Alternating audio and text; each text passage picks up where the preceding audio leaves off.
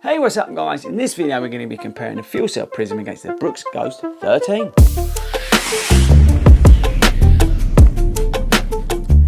Right guys, and if you're new to the channel, I'm really loving this shoe in 2020. It's one of my go-to daily trainers, and I'm actually really liking the Ghost 13. So I thought it'd be cool actually to do a review of both of these, more actually to give you a sort of something to think about if you're looking at the Pegasus 37. I think both of these shoes is where you should be spending your money instead of buying a Pegasus 37.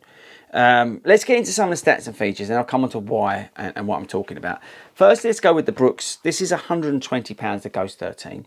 It's a reworked-ish version of the 12. That what they've done with the midsole, they've put some DNA loft in here, and they've sort of combined it with the Biomogo DNA. So you've got the DNA loft down the lateral side and the Biomogo down the medial side, which is this side, and they kind of blended the two, which is kind of cool. Where in the older version the DNA loft was sort of inserted, it's now full length put on there as well. So it's giving you a nice blend of the two. So you're getting the sort of soft responsiveness of the loft versus the sort of traditional midsole feeling of the Biomogo DNA.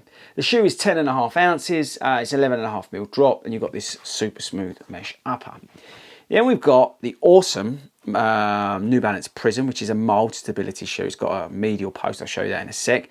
This shoe is £110, it's about 8.6, 8.7 ounces here. Yeah, 8.6 ounces, just check my notes.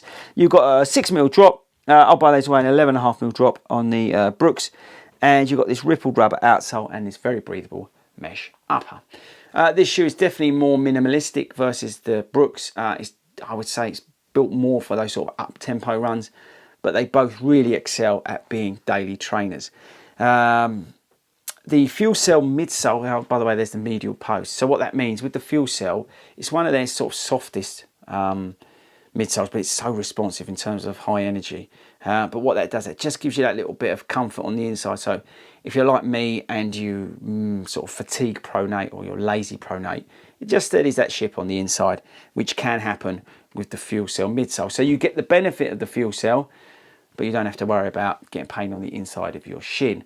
But yeah, this is really suited, I think, more for those sort of pacier runs. But it can literally do everything, and I've been doing everything in it.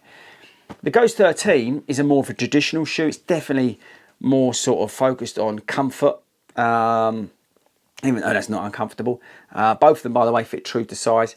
Both of these brands are excellent making shoes that fit right.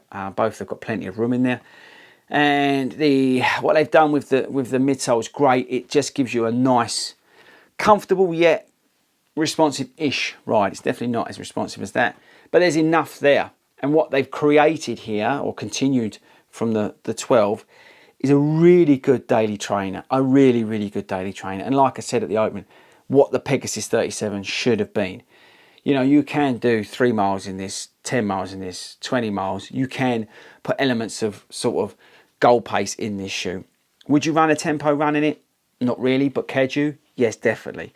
You know, they've created an all-rounder here that is for everybody, especially with the width and the overall feel of the shoe. The Prism is definitely more suited at those up-tempo runs, but I like to get out there and go after it, so that's why I would prefer, out of the two, the Prism. I like the Fuelcell midsole. I just think it just gives you that really nice energy return. You can do an easy recovery run in this. You can do 20 miles in this. It does everything. And that is the super cool thing about both of these shoes. And that's why I wanted to make this video. If you're looking at a Nike Pegasus 37, don't necessarily just go with it because it's a Nike Pegasus 37. Have a look at both of these shoes. They're both really awesome shoes. They really are. And they offer something slightly different. This is more traditional, a bit heavier, but will eat up everything. This is a little bit more racy with the Fuelcell midsole, but it's got that nice bit of support with that medial post. Two very good shoes. Please check them out. Not bad priced, and I just think they offer something better than the Pegasus 37.